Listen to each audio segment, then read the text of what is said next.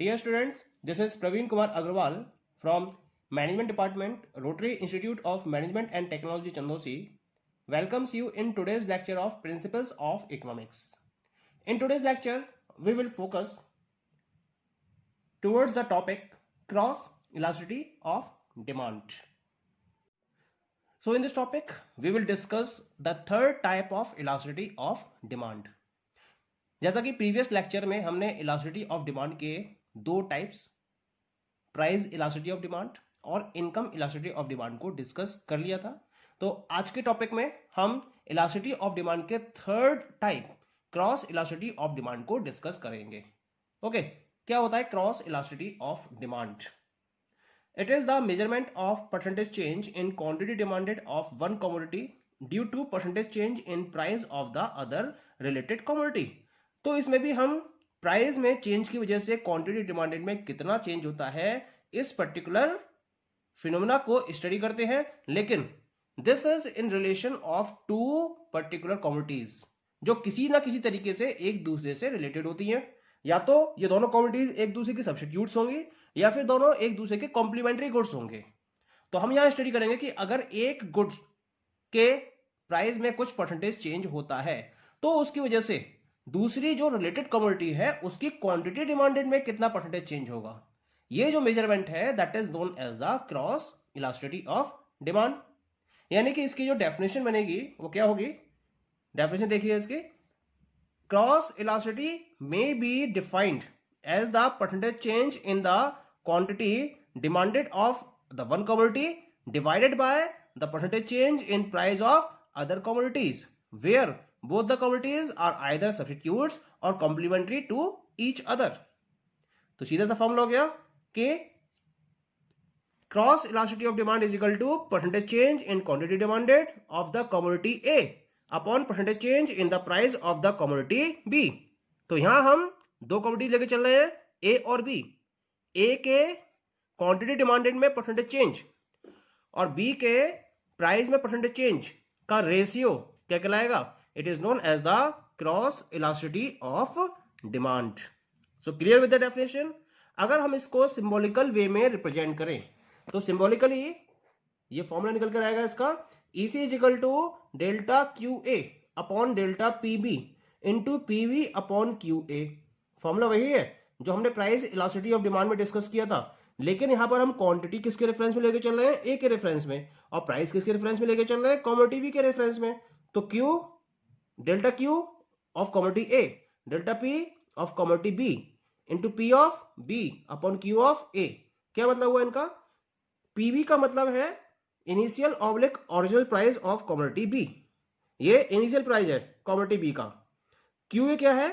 QA initial या फिर original quantity है कमोडिटी B की। अब क्या हुआ? कमोडिटी B के प्राइस PV से बढ़े या घटे और नए जो प्राइस आए वो आए PV डैश, और क्वांटिटी जो है कमोडिटी ए की वो QA थी और इसकी वजह से क्वांटिटी में जो चेंज हुआ नई क्वांटिटी जो आई वो थी QA डैश। तो यहां पर जो डेल्टा QA है वो न्यू क्वांटिटी डिमांडेड और इनिशियल और ओरिजिनल क्वांटिटी डिमांडेड के डिफरेंस को डिनोट करती है। This is known as the change in quantity demanded of commodity A. Delta PV क्या होगा? PV dash difference PV dash क्या होता है? This is the new price after change, और PV क्या है? Original price. तो न्यू प्राइस और ओरिजिनल प्राइस का जो डिफरेंस है that is known as the change in price of commodity B। इस तरह से इस फॉर्मूले के बेसिस पर हम क्रॉस इलास्टिसिटी ऑफ डिमांड की वैल्यू को डिटरमाइन कर सकते हैं और इसके डिग्री को प्रॉपर्ली मेजर कर सकते हैं कि दोनों एक दूसरे से किस डिग्री तक रिलेटेड है। Clear? Now we move to the next topic. This is the degree oblique types of cross elasticity of demand.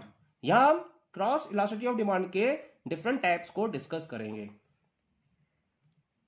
क्योंकि हम यहां पर दो पर्टिकुलर कमोडिटीज के बारे में डिस्कस करते हैं जो एक दूसरे से रिलेटेड है।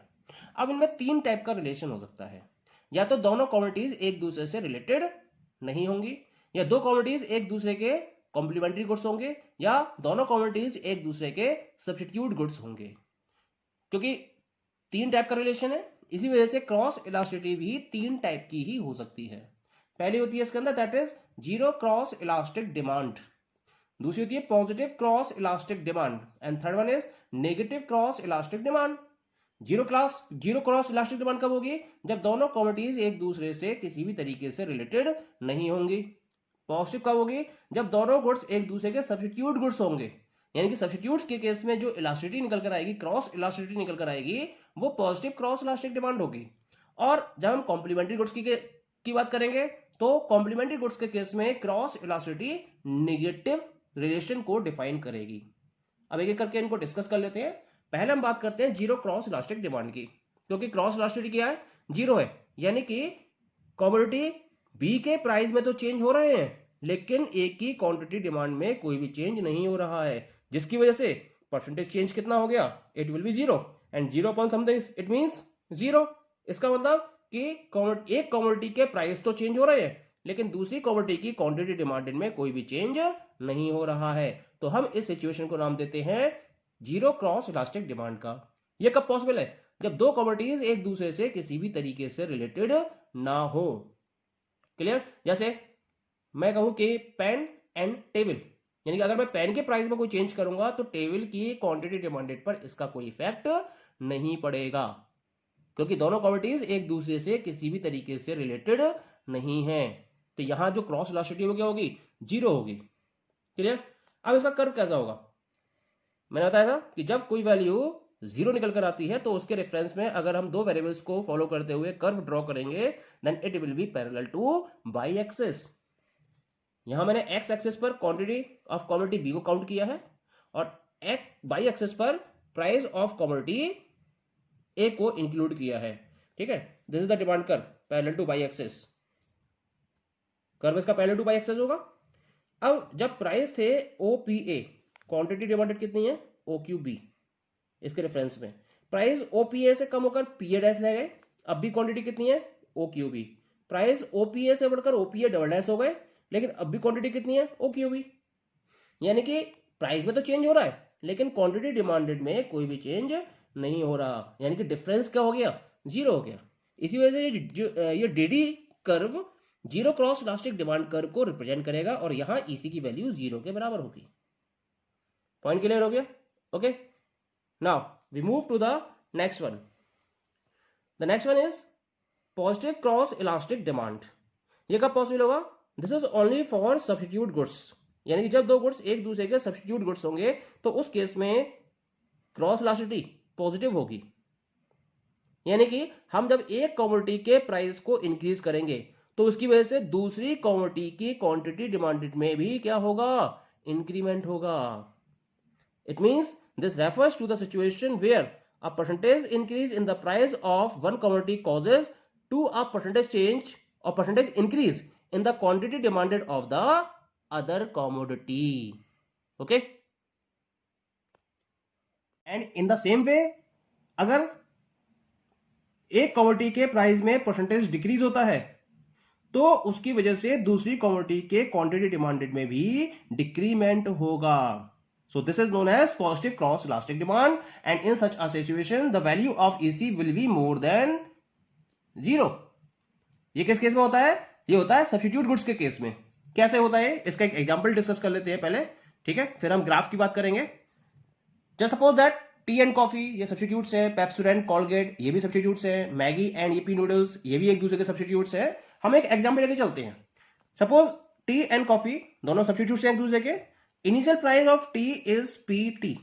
Initial quantity demanded QT. Initial price coffee PC. Initial quantity demanded QC. Just suppose that T के प्राइजेस इंक्रीज होते हैं। अगर टी के प्राइस इंक्रीज होंगे तो लॉ ऑफ डिमांड के अकॉर्डिंग इसकी क्वांटिटी डिमांडेड क्या होगी? डिक्रीज होगी। अगर इसकी क्वांटिटी डिमांडेड डिक्रीज होगी तो जो इसके कंज्यूमर्स है जिन्होंने टी को कंज्यूम करना छोड़ दिया वो कहां मूव करेंगे? They will switch to the substitute and this is coffee, यानी कि कॉफी की जो क्वांटिटी डिमांडेड है वो क्या हो गई? वो इंक्रीज हो गई, जबकि कॉफी के प्राइस में कोई भी चेंज नहीं हो रहा है। तो क्रॉस रिलेशन देखिए, प्राइस किसके बढ़ रहे हैं? टी के, और क्वांटिटी डिमांडेड किसकी बढ़ रही है? कॉफी की। तो एक ऐसा रिलेशन हो गया, this is the positive relation. ऐसे ही देखते हैं, अगर इसके प्राइस कम होते हैं तो टी की क्वांटिटी डिमांडेड इंक्रीज होगी, जब टी की क्वांटिटी बढ़ेगी डिमांड तो कॉफी की डिमांड क्या हो जाएगी, कम हो जाएगी। तो ये प्राइस कम हो रहा है टी के और क्वांटिटी डिमांड कम हो रही है कॉफी की, तो कैसा रिलेशन हो गया, पॉजिटिव रिलेशन। ओके, यानी कि सब्स्टिट्यूट गुड्स के केस में क्रॉस इलास्टिसिटी पॉजिटिव होती है। ये हमारा एग्जांपल से क्लियर हो चुका है। डायग्राम क्या होगा इसका, क्योंकि पॉजिटिव है तो इसका मतलब डायग्राम इसका अपवर्ड होगा, तो demand curve will be upward from left to right. जहां मैंने on x axis quantity demanded B के लिया है and on y axis price of A लिया है। प्राइस ए का पी ए था, क्वांटिटी क्यू ए थी बी की। ए का प्राइस पी ए से बढ़कर पी ए डैश हो गया, तो बी की क्वांटिटी भी क्यू ए से बढ़कर क्यू ए डैश हो जाएगी। Clear? So this demand curve D represents positive cross elastic demand curve. Clear? Now come to the last one. The last one is the negative cross elastic demand and this is applicable for complementary goods only. केवल complementary goods के लिए ये applicable होता है। क्या situation होती है ये, क्योंकि negative है, इसका मतलब this refers to the situation where a percentage increase in the price of one commodity causes to a percentage decrease in quantity demanded of other commodity. यानी कि अगर हम एक commodity के price में percentage increase करते हैं तो उसकी वजह से दूसरी कमोडिटी की क्वांटिटी डिमांडेड में परसेंटेज डिक्रीज होता है, और अगर प्राइस डिक्रीज करेंगे तो दूसरी कमोडिटी की क्वांटिटी डिमांडेड इंक्रीज हो जाएगी। Then such a situation is known as negative cross elastic demand and in such a situation the value of EC will be less than 0। अब कॉम्प्लीमेंट्री गुड्स कौन कौन से होते हैं, जो एक दूसरे से रिलेटेड होते हैं, यानी कि जिन गुड्स को हम जॉइंट वे में यूज करते हैं, जैसे pen and ink, car and petrol, tea and cup, इनको हम जॉइंट वे में यूज करते हैं, तो ये कॉम्प्लीमेंट्री गुड्स कहलाते हैं। एक एग्जांपल से इसको क्लियर करते हैं हम। सपोज कार एंड पेट्रोल, ये दो कॉम्प्लीमेंट्री गुड्स है। कार के price PC, quantity demanded QC, petrol के प्राइस पी और क्वांटिटी डिमांडेड क्यूपी। अगर कार के प्राइस इंक्रीज होते हैं तो इसकी डिमांड क्या होगी, डिक्रीज होगी, लॉ ऑफ डिमांड के अकॉर्डिंग। और जब इसकी क्वांटिटी की डिमांड डिक्रीज होगी तो ऑटोमेटिकली पेट्रोल का कंजम्पशन भी क्या हो जाएगा, कम हो जाएगा, जबकि पेट्रोल के प्राइस में कोई चेंज नहीं हो रहा है। प्राइस किसके बढ़े, कार के, क्वांटिटी डिमांड किसकी डिक्रीज हुई, पेट्रोल की। तो ये दोनों के बीच में रिलेशन कैसा हो गया, दिस इज इनवर्स रिलेशन और negative relation. It means this is cross elastic demand. Clear? अब डायग्राम की बात करते हैं, तो डायग्राम कैसा होगा इसका, क्योंकि नेगेटिव रिलेशन है तो automatically diagram downward from left to right होगा।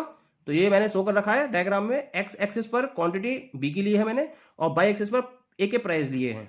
This is the demand curve D D. इसका स्लोप कैसा है, downward from left to right. A के initial price P A, B की initial quantity Q B. A के price decrease हुए P A से P A dash, B की quantity demanded increase हुई क्यू बी से क्यू बी डैश। इसका मतलब ए के प्राइस कम हो रहे हैं तो बी की क्वांटिटी डिमांडेड डिक्रीज हो रही है। तो इसका जो रेशियो है वो कैसे करेगा, वो नेगेटिव क्रॉस इलास्टिक डिमांड को रिप्रेजेंट करेगा। Okay, so that is clear, cross elasticity of demand and it's 3 types. Thank you.